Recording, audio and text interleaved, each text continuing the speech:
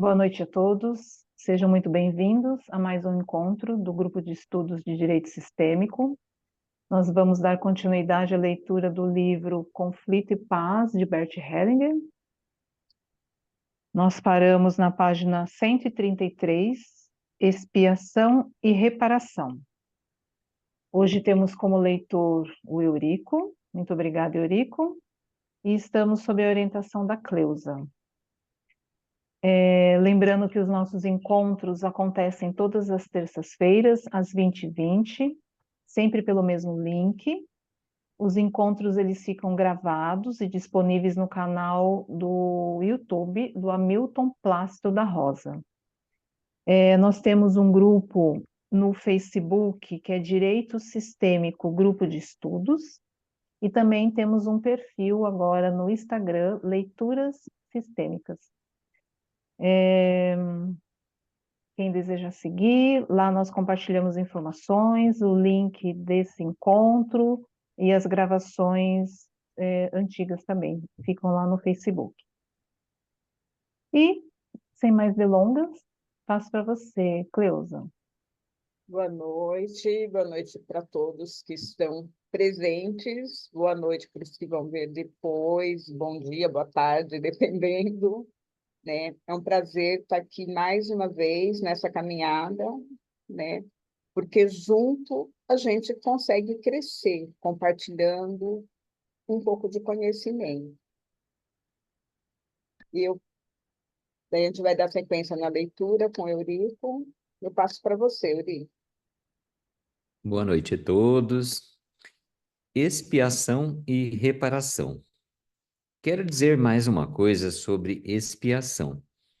Quando alguém expia por algum mal que fez a outro, o que ele faz na realidade? Faz algum mal a si mesmo. Em que, porém, isso ajuda a pessoa a quem prejudicou? Ela ganha alguma coisa com isso? Assim sendo, qual é a utilidade da expiação? Quem a realiza age apenas em benefício próprio, para que volte a sentir-se bem. A expiação é, portanto, um ato egoísta. Se realmente queremos reparar alguma coisa, precisamos olhar a outra pessoa nos olhos e fazer algo em seu benefício, para que ela fique melhor. Com isso, também nos sentiremos melhor.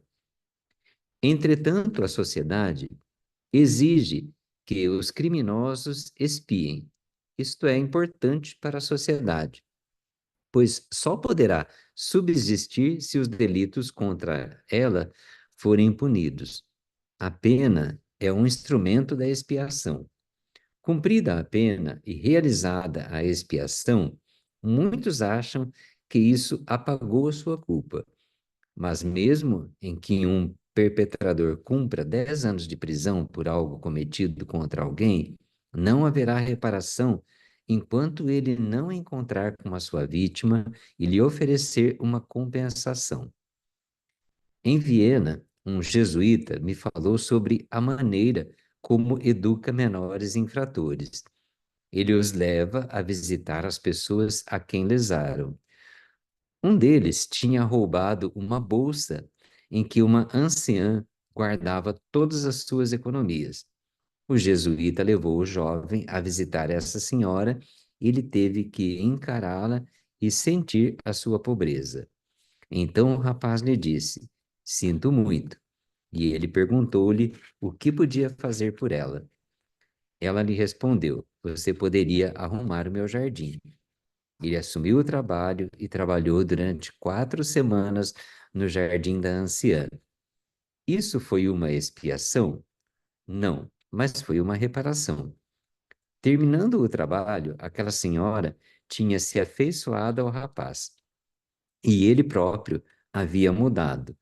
Aqui se nota a diferença. Entretanto, existem injustiças e ofensas que não podem ser reparadas, como muitos danos que causamos ao corpo ou à vida das outras pessoas. Quando alguém atropela e mata uma pessoa, não pode reparar isso. Como lidar com uma culpa dessa natureza? pode encarar-se interiormente a pessoa que morreu e dizer-lhe: sinto muito o que aconteceu, não posso reparar isso, mas em sua memória farei algo de bom. O sentimento de culpa, quando reconhecido, proporciona uma força que nos permite fazer algo bom. Nesse caso, por exemplo, uma ação em benefício de pessoas acidentadas. Um assassino pode imaginar que olha nos olhos de sua vítima e diz a ela: em sua memória, vou assumir a tarefa perigosa que muita gente não ousa fazer. Então, trabalha, por exemplo, no desarmamento de minas, quando faz um trabalho como esse em memória da pessoa que morreu, ele recebe força para isso. Ao mesmo tempo, a sua vítima é homenageada e pode descansar em paz. Essa é a diferença entre a expiação e a reparação. Em Paris, depois de um acidente com um Concorde, os familiares das vítimas receberam US$ 1 milhão como indenização. O que se passa na alma dos sobreviventes quando recebem e gastam esse dinheiro? Seja o que for que comprem, estarão dizendo às vítimas: tirei vantagem de sua morte. O que acontece com o luto? Ainda é possível? Vocês percebem que efeito isso produz nas almas? Posso continuar, Cleusa? Não, acho que tem muita coisa aqui, né? Uhum. Sim. Acho que tem muita coisa aqui, né, Eurico, para a gente simplesmente Tem continuar. bastante coisa. Eu vou dizer uma, assim, compartilhando com vocês, né? Esse esse primeiro trecho, e quase todo ele, é justiça restaurativa pura.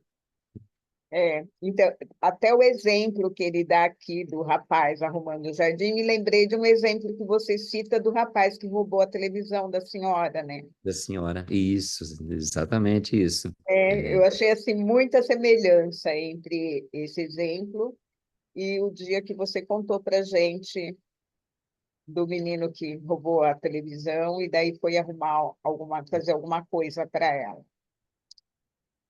é, Então, e são os princípios, na verdade, Cleus, é bem isso, os princípios da JR, né? Desse, desse reconhecimento da culpa, da responsabilidade, ou seja, a responsabilização por aquilo que fez, a reparação por aquilo que fez, e aí sim é possível a reconciliação. É lógico, né? Dentro de alguns âmbitos, dentro do que se propõe na justiça restaurativa.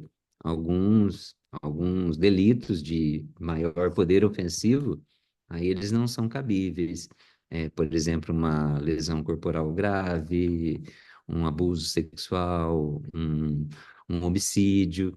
Então, esses não são cabíveis ainda, vão incidir na justiça dentro do padrão justiça punitiva retributiva. Mas já é um avanço. Olha, vocês veem que eu sempre participo, estou participando dos dois movimentos, né?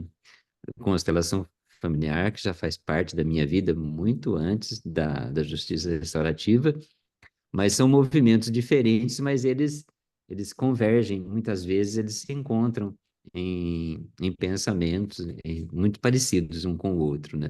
São trabalhos diferentes, mas que se comunicam muito bem.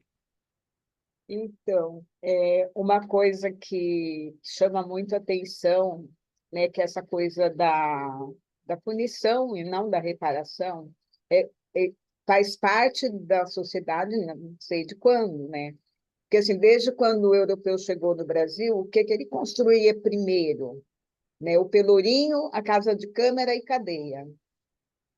Em todo lugar que você encontra ruínas, tem ruína dessas três coisas: pelourinho, casa de câmara e cadeia. Então, ele já veio com essa ideia de punição. Né? Então, logo de cara, se construiu uma cadeia.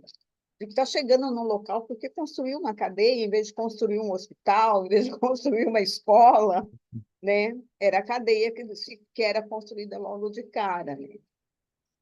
E até hoje, isso não resolveu nada, né? só se constrói mais cadeias e mais presos, porque não é trabalhado essa coisa de olhar para a vítima e reparar o mal que foi feito, né? Tem essas situações que ele cita que não tem como reparar, mas muitas outras, né, poderia ter ser lidado de uma outra forma, né? Ainda bem que tem a justiça restaurativa que está dando esses passos. E olha, é uma inspiração, a justiça restaurativa, ela se inspira nos povos originários, como o próprio Bert trouxe para a gente esse período que ele esteve na tribo Zulu, numa tribo primitiva, ele se inspirou lá na tribo dos Zulus, naquela cultura primitiva, para propor para a gente as ordens do amor. É, porque nas culturas primitivas, nos povos originários, não havia prisões. Ninguém era preso por um delito, ou era excluído, expulso daquele grupo, daquela comunidade. O pensamento era sempre diferente nas diversas, e isso permeia por todas as culturas dos povos primitivos, dos povos originários. É sempre aquele pensamento. Quando alguém falhou, todos nós falhamos como um todo. Então, a grande pergunta que fica assim, onde é que estamos falhando que um determinado membro dessa comunidade, dessa sociedade, cometeu um dano tão grande a uma outra pessoa? Então, como o próprio Bert trouxe para a gente esse grande aprendizado, né? A gente sempre tenta incluir, né, e reeducar aquele que tem uma conduta que não condiz, né, com a comunidade com que ele vive. É lógico, né, que hoje mudou muito esse conceito, mas vem essa prática vem das culturas dos povos originários, né, que já eram assim, né, já trabalhavam assim. Então, você falando me lembrou aquela canção de um homem que é baseado na cultura africana, né? Onde eles falam que antes da criança nascer, as mulheres meditam para ver qual nome aquela criança vai ter, né? Qual vai ser a essência dela. E daí, em todas as situações da vida importantes da vida daquela criança, né, elas dão o nome e uma canção. Para cada indivíduo que nasce na comunidade, ele ganha o nome e ganha uma canção. Em cada situação importante, a comunidade se reúne e cantam para ele essa canção. Tipo assim, pode ser uma situação boa, tipo comemorar um aniversário, um casamento, eles cantam essa canção.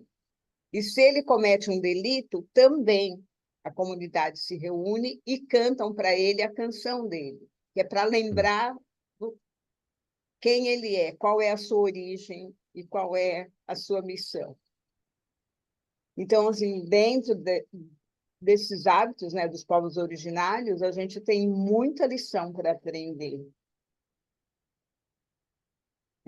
Não sei, alguém tem mais alguma coisa para comentar nisso? Porque eu acho que esse texto, para mim, é denso demais.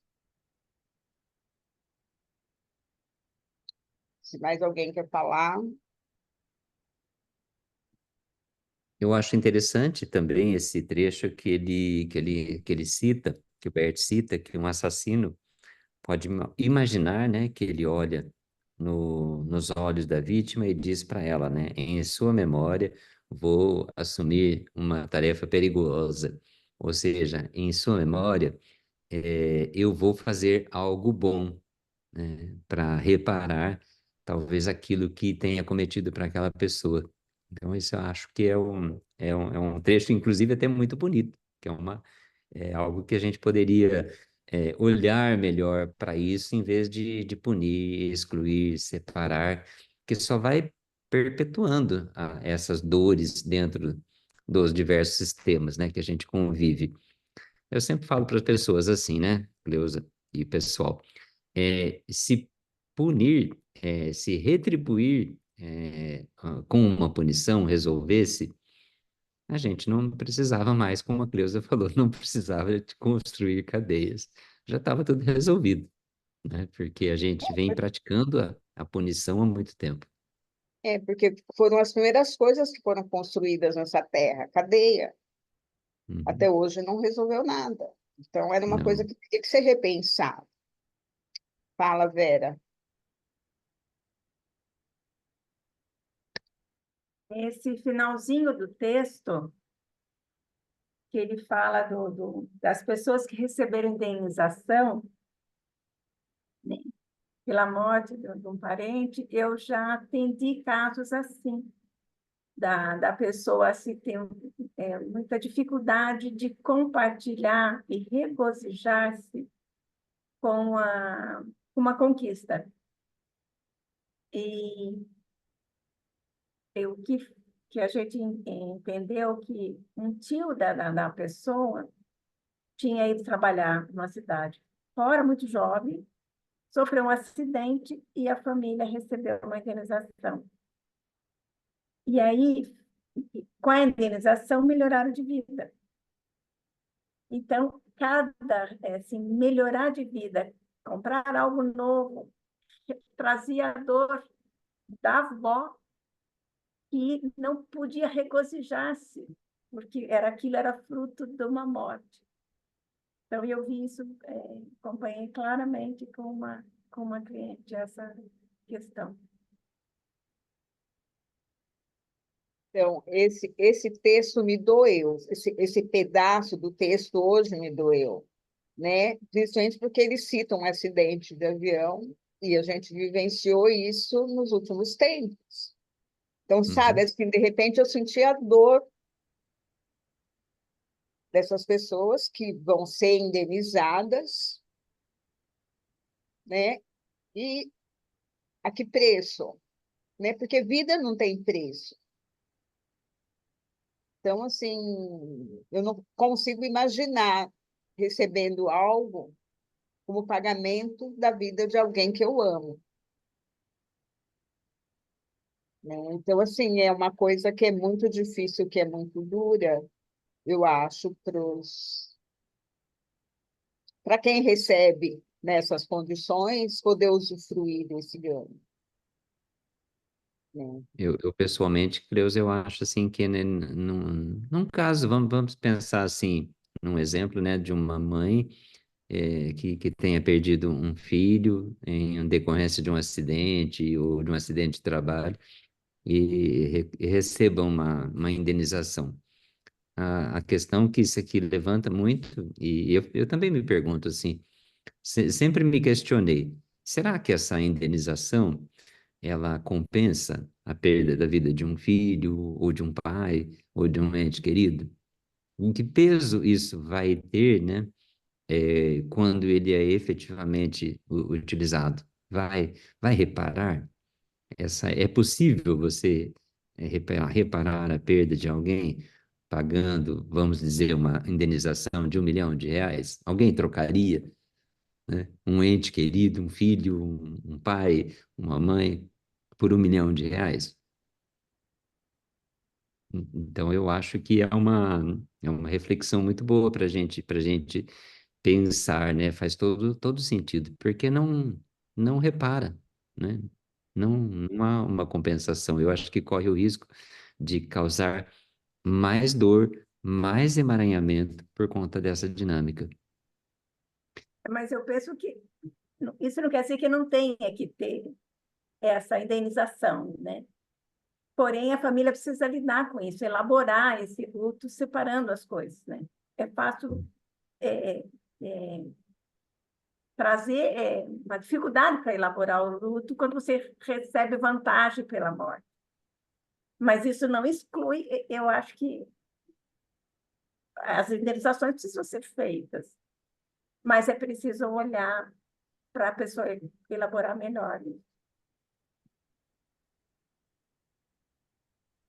Com certeza, né? Tipo assim, Talvez precisasse cuidar melhor de quem sofreu a perda, né? Pensar em cuidado, né? Não em retribuição pecuniária, penso assim. um luto não vivenciado acaba trazendo muita dor no futuro, né? As pessoas não têm noção disso. que é um momento de dor que você tem direito de sentir e que você tem o direito de vivenciar, né? É um assunto muito delicado esse para mim, para olhar. Fala, Regina.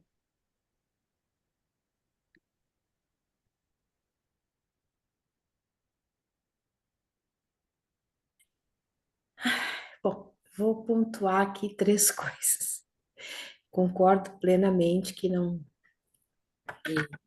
só não compensa, como de alguma forma deve interferir no processo do luto, sem dúvida, receber alguma vantagem. Mas me ocorreram aqui três ponderações. Uma, para as empresas aéreas, por exemplo, não haveria outra forma de compensação,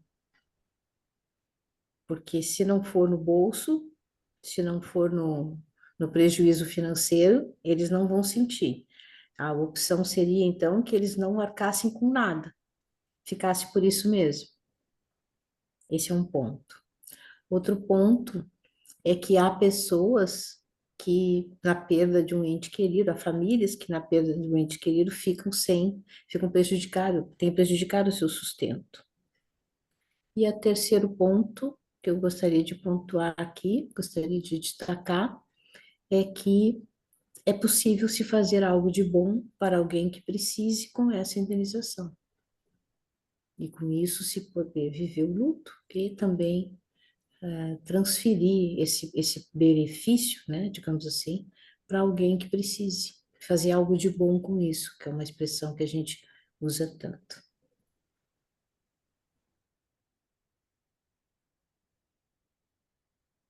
Obrigada, Regina, pela contribuição, né? Porque eu acho que é algo que a gente tem que estar refletindo muito, porque a gente pode ter um caso desse para a gente atender,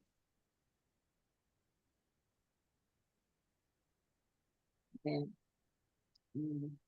Então, a gente tem que estar amadurecendo isso, né? O dinheiro não paga a vida, mas concordo com você que às vezes a pessoa que morre ali é um arrimo da família, e a família sem o dinheiro dessa pessoa vai ter necessidades materiais, e como a gente está vivendo na matéria, a gente precisa de suprir isso, né? Mas que a vida não tem preço. Fala, Helena. Ouvindo vocês falarem, me veio uma imagem que no meu coração talvez seria o início de uma solução, né? Concordo que não tem preço, mas que a indenização é necessária, né? E aí me vem a imagem da postura, né? Com que postura isso é feito? Então, hoje, normalmente, as empresas, elas, tipo, vai mandar um terceiro, sei lá, um quarto, um quinto, né? Então, o que me veio é que se a postura for de reconhecimento, né? E reconhecimento formal, não com as pessoas mesmo, né? Acho que estar perante esses entes e ter esse reconhecimento, né? Do sinto muito. Então eu vejo isso como um início de uma reconciliação, vamos dizer assim, porque eu até fui olhar esse assunto expiação, para mim é um pouco complexo. E aí eu fui olhar no Google, né, o significado da palavra. E aí no grego, acho que no hebraico, ele fala de reconciliação. Então foi isso, foi essa imagem que me veio. É uma outra coisa, né, da minha experiência, compartilhar com vocês, né, da experiência como profissional do direito, é, a gente percebe que também, em alguns casos, né, não são em todos, mas em alguns casos eu percebi assim, o pagamento de uma indenização, ele vem com um peso muito grande. porque muitas vezes quem está pagando a indenização, e não é uma defesa isso, tá? Mas às vezes quem está pagando a indenização, ele se julga injustiçado pelo peso daquela indenização. Então, aí também surge mais uma questão para a gente refletir e pensar, né? Qual que é a energia, qual é o peso que vem nessa tentativa de uma reparação, né? Vem com um peso, às vezes, muito grande, muito negativo, porque quem está pagando, às vezes, está pagando com muita raiva, com muita dor.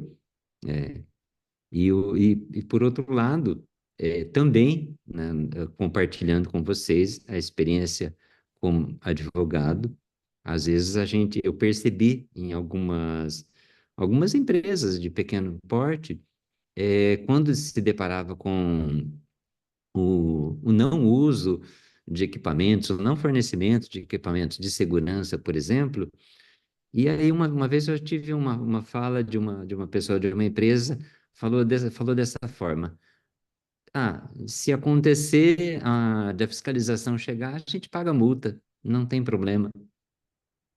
Então eu pergunto assim, né? Você vê que tem várias vertentes para gente pensar. É complicado a gente até elaborar tudo isso, porque alguns preferem não dar, em alguns contextos, segurança para as pessoas que estão, de repente, utilizando um avião para se transportar, porque se acontecer alguma coisa, a gente paga a indenização e fica tudo certo, né? E outros que pagam a indenização, também cumprem o que a justiça determina de indenizar e vai junto com muita dor, com muita raiva. Então, são vários aspectos aí, né? Que a gente tem que eh, refletir sobre isso.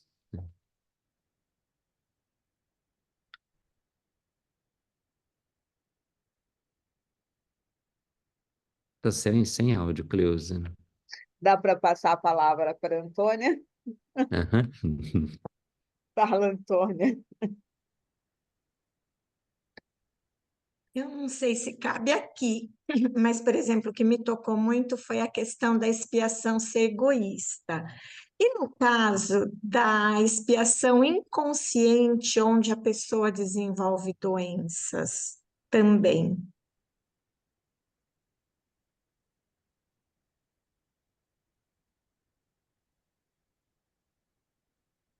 Eu não vou saber te responder isso, Antônia.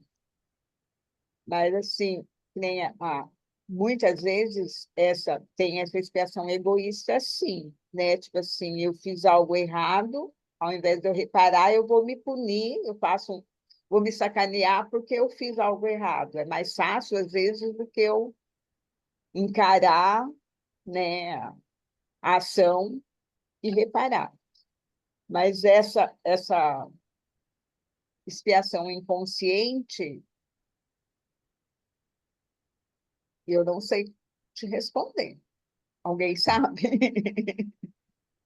Não, na sua fala, Cleusa, o que me veio assim muito à mente é, é a questão dos abortos provocados, né?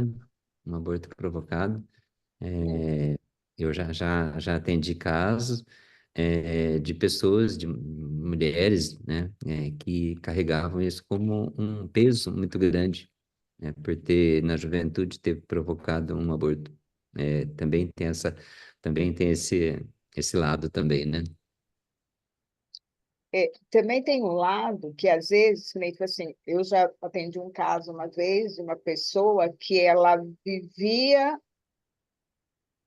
tinha um processo de doença em função dos abortos que a mãe cometeu. E a mãe não se sentia nem um pouquinho responsável.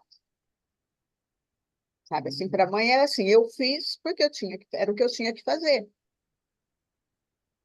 Só que a filha adoeceu porque ela nasceu entre dois abortos.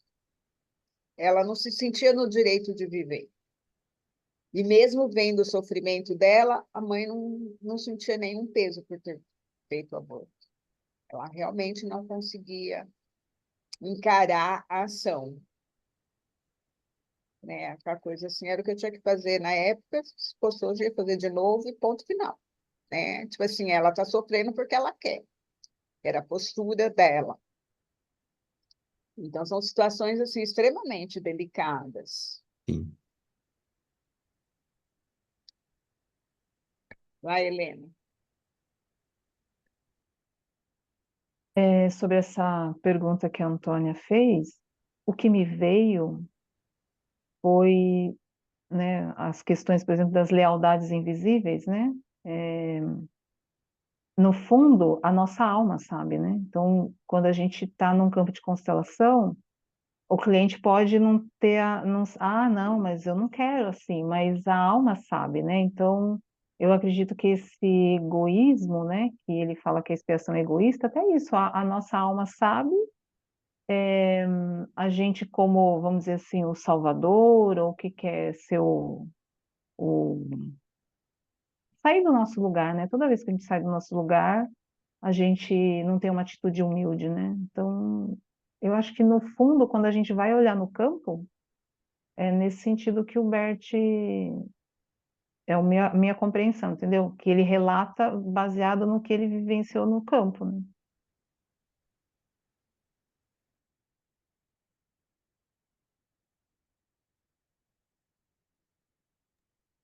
Fala, Vera.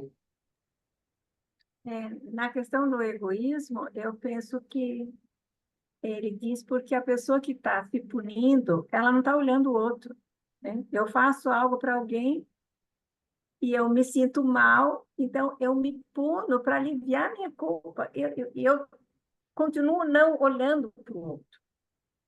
E essa questão eu penso que é muito cultural, né? Essa coisa de se sacrificar para beneficiar o outro, como isso me faz uma ligação com promessa de sofrimento para ganhar coisa. Então, eu penso que parece que é uma coisa cultural aqui entre nós.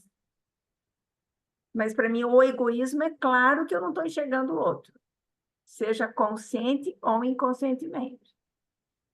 Inconscientemente, porque a pessoa não está se dando conta da sua responsabilidade, né?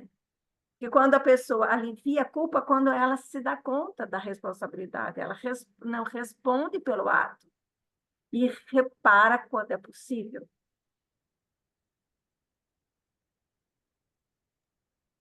Mas eu É, penso que é muito claro isso, assim, tanto que a proposta para da pedagogia sistêmica, né, das briguinhas das crianças, né, desculpa, desculpa, e não acontece nada, né, uma coisa automática. Quando esse ensinar, ó, eu pisei no pé do outro, então o que eu posso fazer para reparar isso eu acho que é novo na educação nossa. Eu acho que a educação sistêmica traz essa novidade. E tem um outro caminho, não apenas se desculpar levianamente ou se punir como se o outro sofreu, eu sofrendo também, a gente se equilibra no sofrimento, não na reparação. eu me lembrei agora de um exemplo que o Décio dá dessa coisa, né, de punição, acho em alguma coisa, uma live ou uma aula que tive com ele, não me lembro. É tipo assim, eu estou andando no supermercado e você também, você está com uma dúzia de ovos, eu esbarro em você e seus ovos caem e quebram. Daí eu vou lá e pego uma dúzia de ovos para mim, jogo no chão e quebro também. Resolveu alguma coisa, né? Então, assim, realmente, é- a coisa da gente olhar o outro é essencial, né? Então, agora, porque eu acho que se tem esse olhar, né, se eu vejo o outro, não vai ter a necessidade do inconsciente assumir nada. Se está no inconsciente é porque não foi olhado. Porque quando você olha, você vai reparar não vai precisar de ninguém espiar. Então, isso, assim, então, são situações que precisaria ver no campo se realmente é uma expiação, né, por algo que não foi olhado, né, porque a gente sabe que se alguma coisa não foi olhada, não foi reparada dentro daquele sistema, isso vai perpetuar. Daí alguém acaba pegando esse pacote, né, inconscientemente, e adoece por não saber. Mas no momento que toma consciência, tem a oportunidade de olhar para a vítima. Então, eu acho assim, que o importante é tomar consciência disso. Eu estou espiando algo por um ancestral, por exemplo. No momento que eu vou para uma constelação e isso vem no campo, eu tenho a oportunidade de olhar para essas vítimas. E no momento que eu olho para as vítimas, isso pode trazer uma solução, traz a reparação.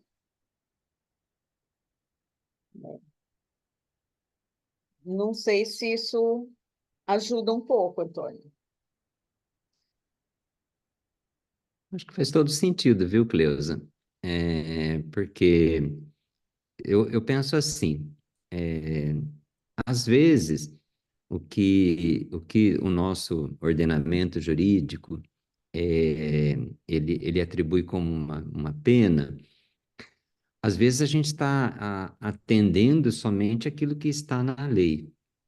Mas às vezes o familiar daquela pessoa que, por exemplo, sofreu um dano com a perda da vida, talvez esses 10 anos de prisão que o Bert até menciona aqui, talvez isso para a família daquela pessoa não fosse a reparação necessária. Talvez a reparação fosse outra. Então, eu penso sempre assim, a gente tem que o melhor caminho, né, para evitar esses emaranhados, essas repercussões que vão aí passando de geração a geração, seria sempre a gente pensar, né, em responsabilização. Olha, eu reconheço que eu causei um dano para sua família, a perda de um familiar, eu reconheço que dei causa a isso, por isso, por isso, por aquilo, e como é que eu posso reparar isso para você? O que isso seria uma reparação? É a história da senhorinha da televisão, né? Porque como é que eu posso reparar isso, aquilo, o dano que eu causei? Eu acho que e aí quando a gente consegue essa reparação, aí eu acho que a gente pode falar em reconciliação, aí a gente pode falar em cura daquela dor, porque às vezes a reparação que a justiça, né, ela oferece, não repara o que a vítima precisa. E nem estou falando de valor financeiro, né? Mas sim de responsabilização. Então, acho que talvez um bom caminho seria, eu penso sempre nisso, né? É, responsabilização, assumir a responsabilidade, é, buscar o que repara para quem sofreu esse dano, e aí eu acho que a reconciliação é possível.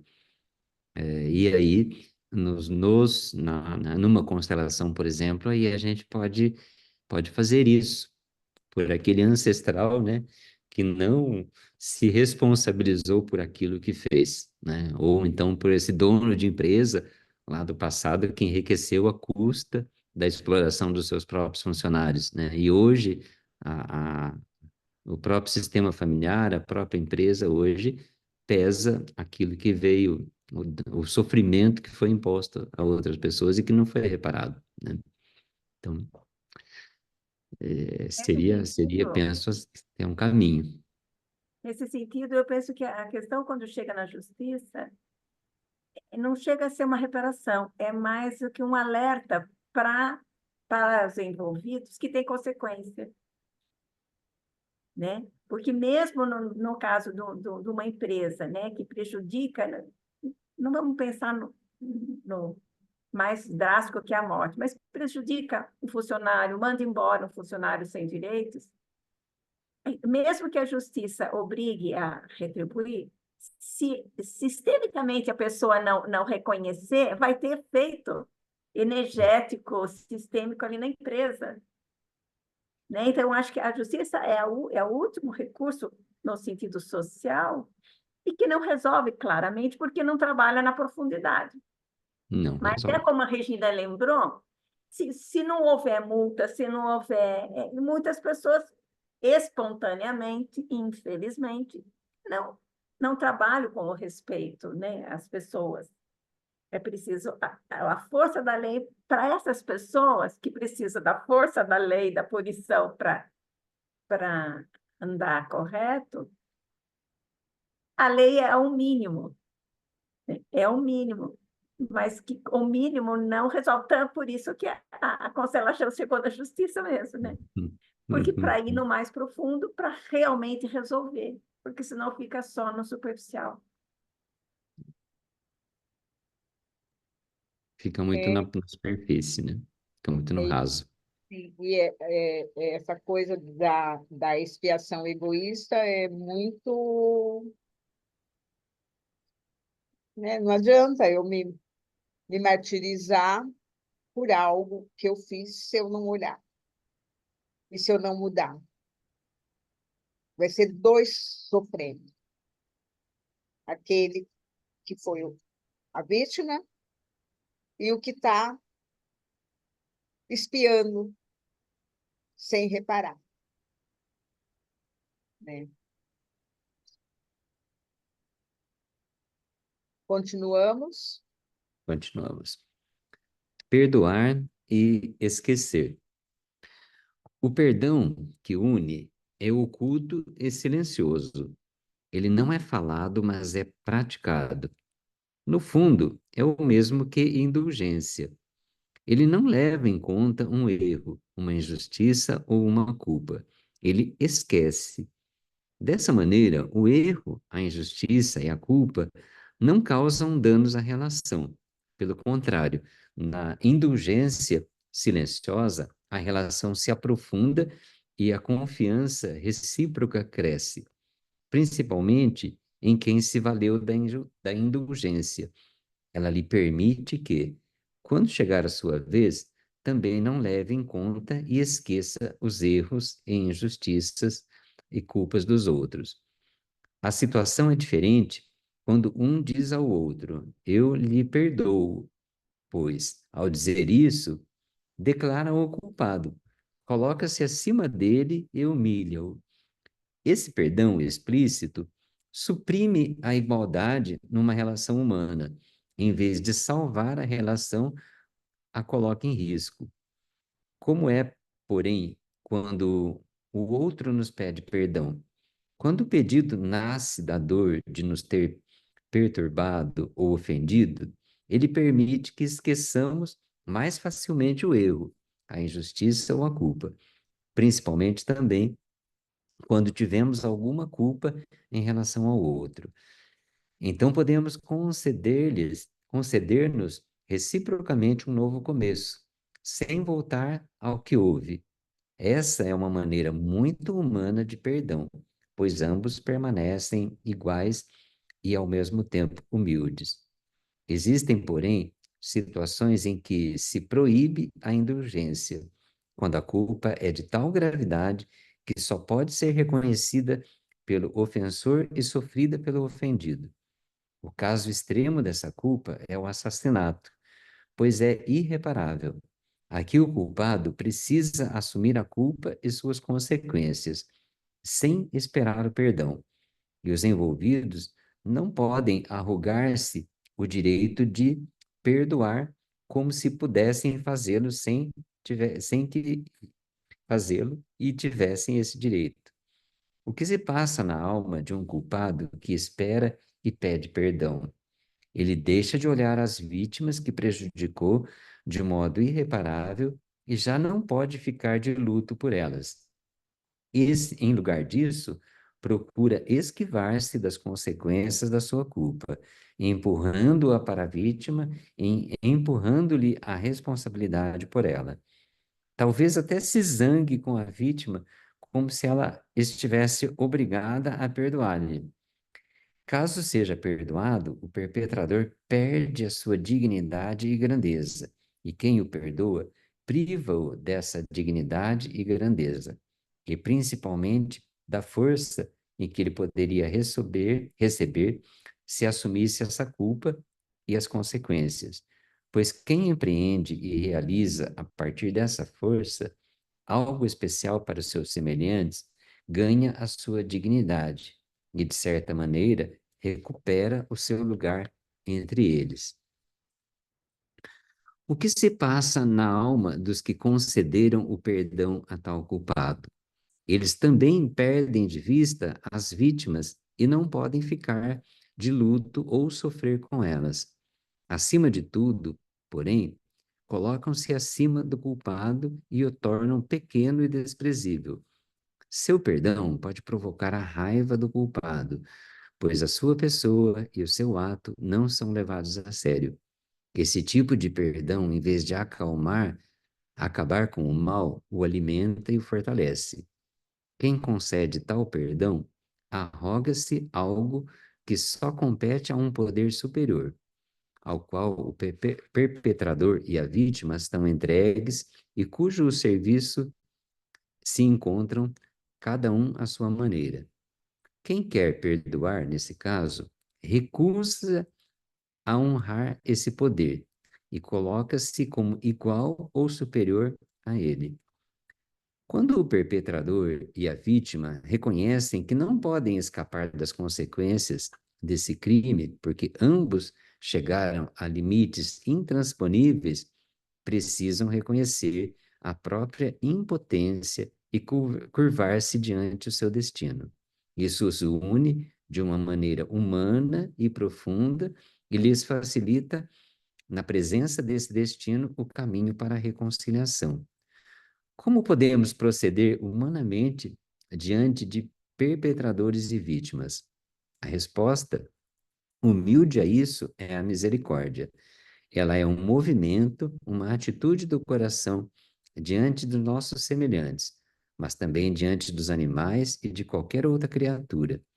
Sentimos isso diante do sofrimento e da culpa inevitáveis aos nossos semelhantes e procuramos mitigá-las com obras de caridade, cientes de que esse sofrimento e essa culpa não podem ser abolidos em profundidade. Como nos tornamos misericordiosos? Quando confrontados com a própria necessidade, a própria culpa e a própria situação. Frequentemente, sem saída, entendemos em que medida também nós dependemos da misericórdia e da indulgência alheia. Os misericordiosos compartilham a impotência dos culpados e dos sofredores, e essa impotência não lhes permite que julguem ou perdoem. Permanecem numa posição humilde. Essa misericórdia é silenciosa. Com isso, falei também do amor que reconcilia. É um amor especial que está acima do amor que ainda quer alguma coisa. O amor significa, nesse contexto, reconhecer todos os outros como iguais a mim, diante de uma realidade maior. A humildade tem o mesmo sentido. Perdoar e esquecer também. Aí vem os exemplos. Você quer comentar alguma coisa, Cleusa?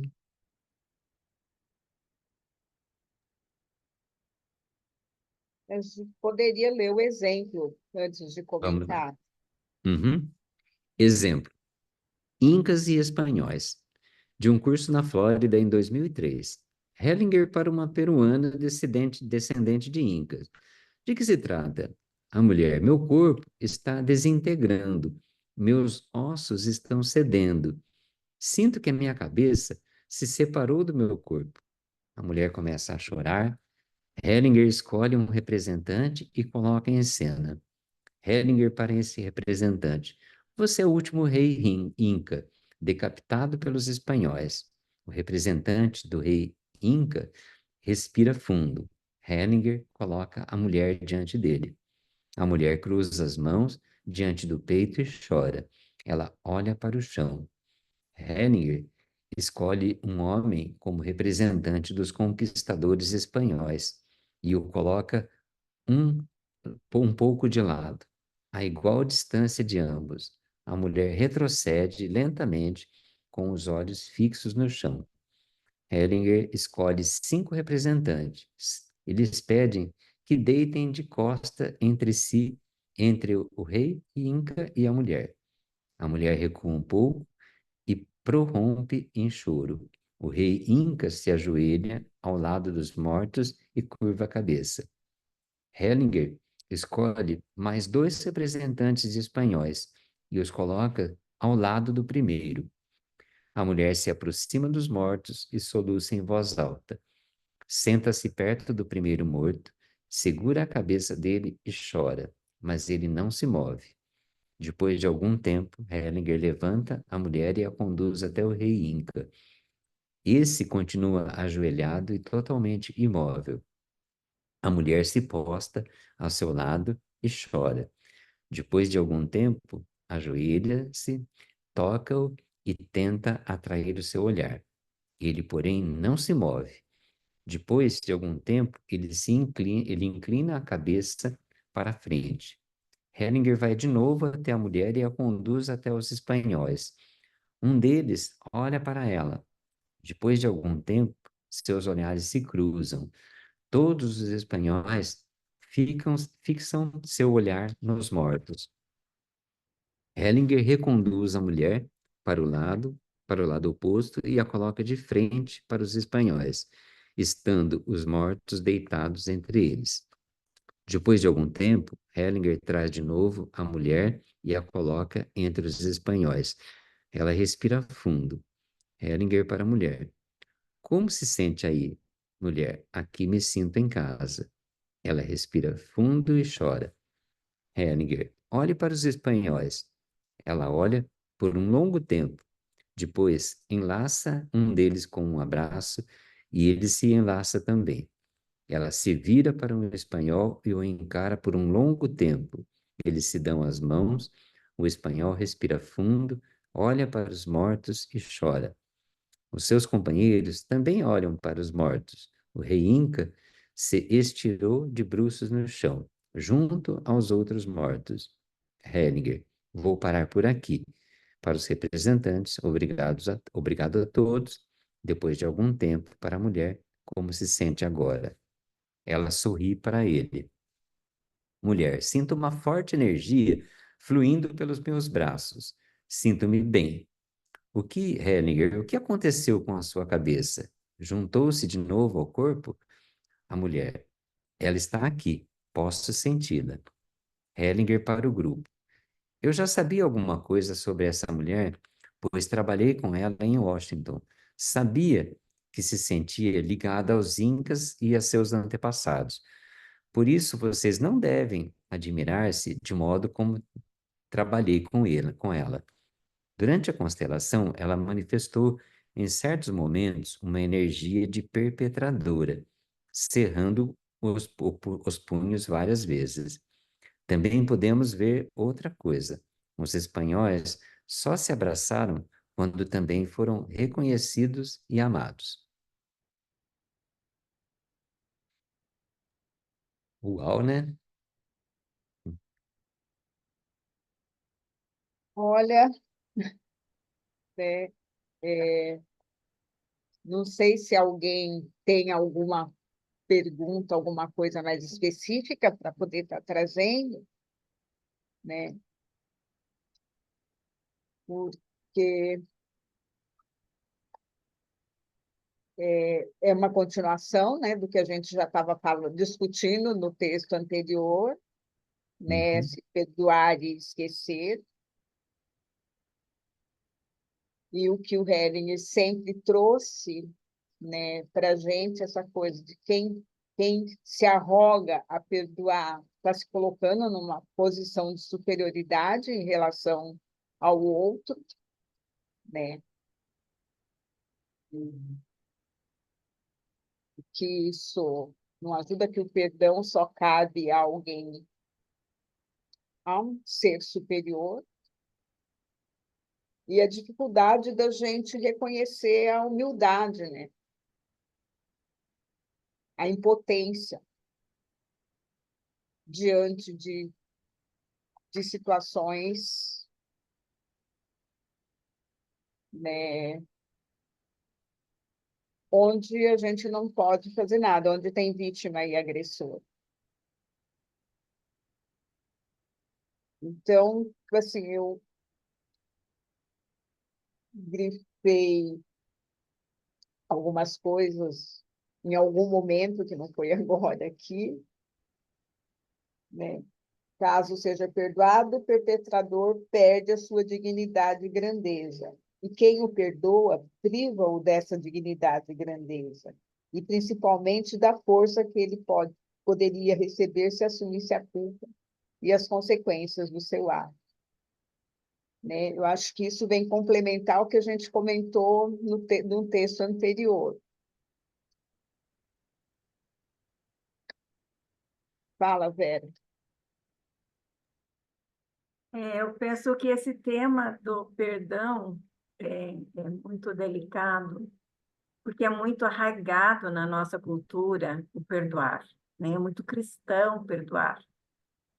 E aí a gente vê muitos consteladores com dificuldade de não utilizar esse recurso. E aí, como consequência, as críticas, né, que a constelação recebe quando se vê pessoas sendo convidadas a perdoar abusadores e coisa, né? A pessoa não perceber a diferença em que aceitar o fato é liberador. E aceitar não quer dizer tirar a culpa do outro, tirar a responsabilidade do outro. Mas isso é sutil. Então, as pessoas acabam embarcando no... Ah, pede perdão, perdoa. Né? Então, eu acho que isso é muito profundo e muito delicado. E muito, essa coisa de ser muito arraigado a questão do perdão. Né? Então, quando você aceita... Eu me lembro de uma moça que eu atendi uma vez, e ela tinha sido abandonada pela mãe, e todo mundo falava para ela: você precisa perdoar sua mãe, você precisa perdoar sua mãe. Ela ouvia muito isso. E quando eu falei para ela: não, você não tem que perdoar sua mãe. Muito pelo contrário, não cabe a filho perdoar a mãe. Nossa, o alívio que ela sentiu. Você tem que aceitar que ela é sua mãe, que ela lhe deu a vida, que ela fez o que pôde. Né? Isso foi assim, tirar um peso das costas da moça, de falar: não, você não precisa perdoar. Mas isso é muito arraigado e isso acaba trazendo críticas à constelação quando o constelador não consegue compreender a profundidade do que o Bert fala, né? E perdoar cabe a um ser superior.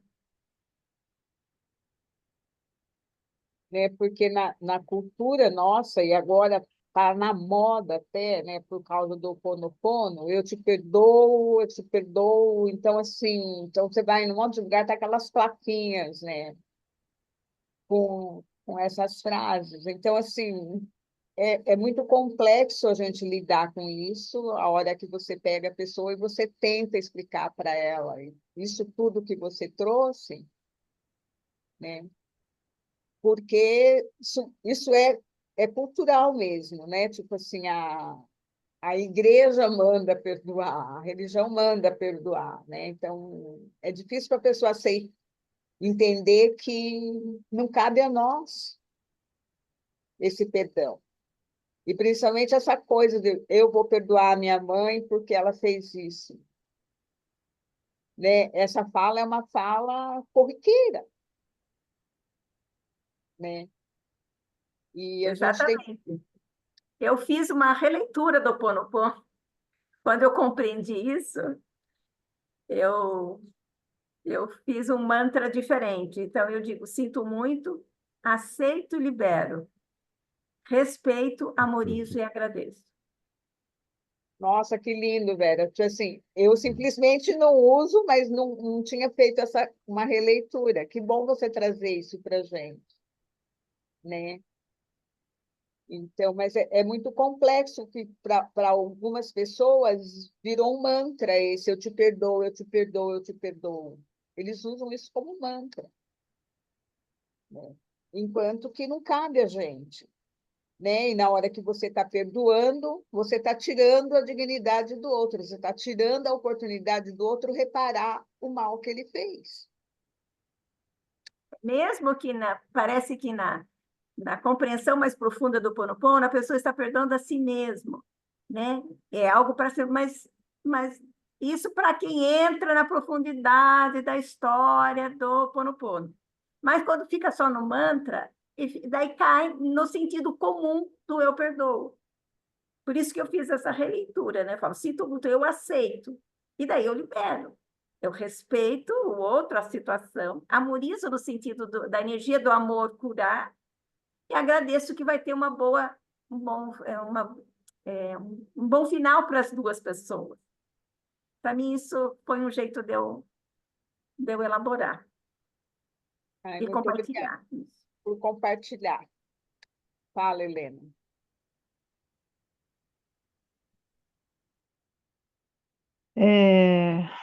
Bom, para mim, o perdoar é uma palavra banalizada, palavras vazias, né? Eu nunca nem tive vontade de olhar o Ho Oponopono por conta disso. Mas agora, com essa releitura que a Vera trouxe, nossa, achei lindo. Vou até olhar.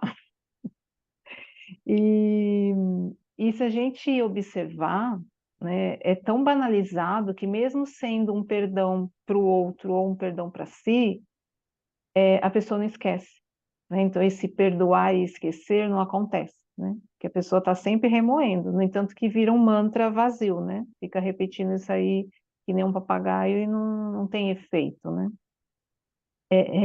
E aí, assim, ó, eu já ouvi várias coisas sobre a leitura do Bert, né? O que o Bert traz para a gente sobre o perdoar, mas é a primeira vez que eu leio, né? Que eu até vou grifar aqui, que é o que ele coloca na página 135, que é lá, como é, porém, quando o outro nos pede perdão.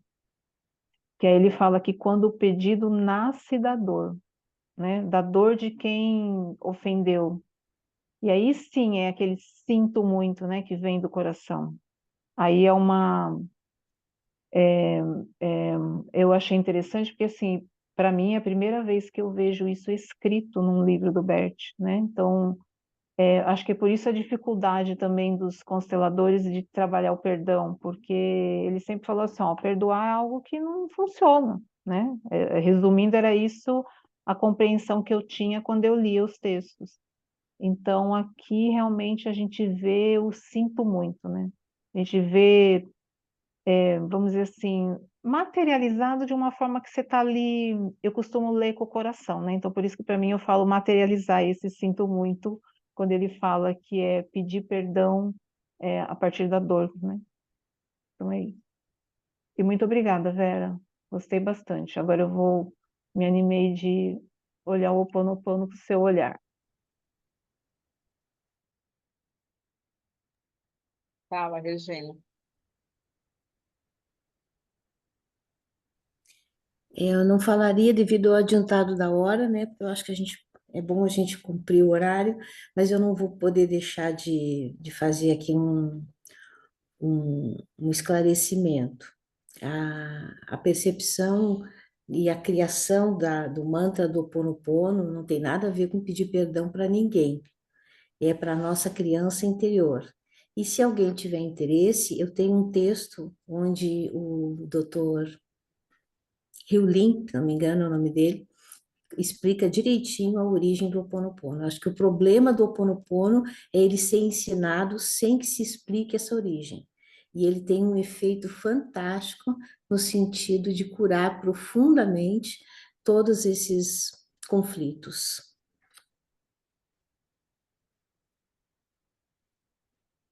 Vai ser muito bom você compartilhar esse texto com a gente, Sim. porque assim, o que a gente vê foi essa banalização, né? Em todo lugar que você vai, tem uma plaquinha com essas frases. Só que,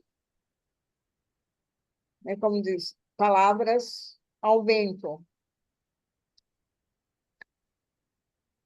Então, ótimo, Regina, obrigada. Por favor, coloca o link lá. E eu vou repostar um vídeo do Sam Stott falando sobre o perdão. Ele explica rapidamente, está no Instagram. Eu vou repostar lá no nosso perfil agora, tá? Já até pus aqui no telefone para eu não esquecer. Que ele fala de uma forma muito prática o que é o perdão na constelação, sabe? Eu acho que isso é muito bom. Eu vivo repostando esses vídeos e tem aquele lá do Ordem da Ajuda, é mal pedir perdão. Eu comecei a postar em 2015, quando eu tive um sério problema com uma consteladora antiga que mandou eu falar como representante. Me perdoa, por favor. Gente, travou. Aqui não saía. Aí eu conversei com ela depois, né? Na hora eu falei, eu sinto muito. E depois conversei com ela, ela falou, mas eu falo isso a vida inteira. Eu falei, então, peguei o livro e falei, olha, eu gostaria que você lesse isso e vê se está certo, né? Problema seu. Eu não falaria, né? Eu acho que quanto mais gente divulgar isso, é melhor para que as pessoas entendam mais. E esse negócio do Ho Oponopono, eu acho muito bom você colocar e a gente fundamentar. Tá bom? É isso. Obrigada. Tá, gente? Como diz a Regina, a hora passou, né? E assim, eu sou muito grata a todos vocês por estarem aqui para a gente poder estar compartilhando essas coisas, né? Eu acho, para mim, assim, é um momento muito especial isso, da gente poder compartilhar as várias coisas. Obrigada. Passo para você, Helena. Muito bom, gente. Muito obrigada. Eurico, obrigada pela leitura. Cleusa, obrigada novamente. Obrigada a todos, né? Achei muito rico, como sempre, gente. Muito obrigada. Até terça-feira que vem estaremos assim. Eu nem vou falar que estamos caminhando para o fim, porque as reflexões estão sendo tão profundas que a gente vai terminar o mês de setembro e não terminou as 5 páginas que faltam. Então, gente, até Essa é uma terça-feira que das obras vem. mais expressivas do Bert, essa aqui. Sim, sim. Eu não sei se vocês repararam, sempre quando a gente está chegando ao final de um livro, como demora para a gente terminar. Não sei se vocês já repararam em outras leituras, que a gente fica lendo, é muito legal. A É isso gente não aí. quer se despedir dele. Então, que vai ser o próximo tópico lá, é a despedida. Acho que a próxima página é sobre isso. Eu ia até falar isso, a gente vai se despedindo devagarzinho. Mas é isso. Gente, bom descanso, muito obrigada e até Tchau. terça-feira. Obrigada a todos. Boa Até Beijo, noite. pessoal. Bom Boa descanso a noite. todos. Boa Boa noite, semana. gente. Boa noite. Obrigado.